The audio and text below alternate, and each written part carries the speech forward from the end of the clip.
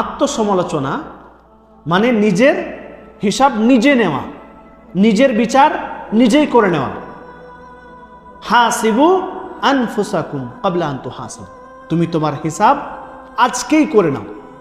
যদি আজকে আমরা আমাদের হিসাব করে নিই তাহলে কাল কঠিন কিয়ামতের দিনে হিসাব দেওয়া সহজ হয়ে যাবে। আপনি প্রত্যেক দিন সময় অতিবাহিত করছেন, কিভাবে আপনার সময় যাচ্ছে আপনি কোনোদিন হিসাব করেন? আমরা কেউই হিসাব করি না। আমাদের উচিত যে আমরা আমাদের ডেলির হিসাব ডেলি করব, প্রত্যেক দিনের হিসাব প্রত্যেক দিন করব। আমরা দুনিয়াবি জিনিসের প্রত্যেক দিন হিসাব করি। আজকে কত টাকা অর্জন করলাম, কত টাকা আয় করলাম, দিন শেষে এটার হিসাব আমরা প্রত্যেক দিন করি। কিন্তু আজকে ফজর থেকে নিয়ে এই যে রাত হতে চলল, আমরা কিভাবে অতিবাহিত করলাম এই 24 ঘন্টার সময়টা আমরা নিজের হিসাব করি না। ওই জন্য আমাদের উচিত আমরা ডেলির হিসাব করব, প্রত্যেক দিনের হিসাব প্রত্যেক দিন করব।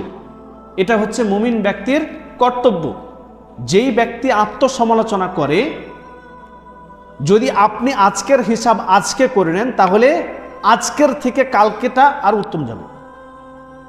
যদি গতকালের হিসাব আপনি করে নেন তাহলে গতকালের থেকে আজকের দিনটা বেশি ভালো কাটবে।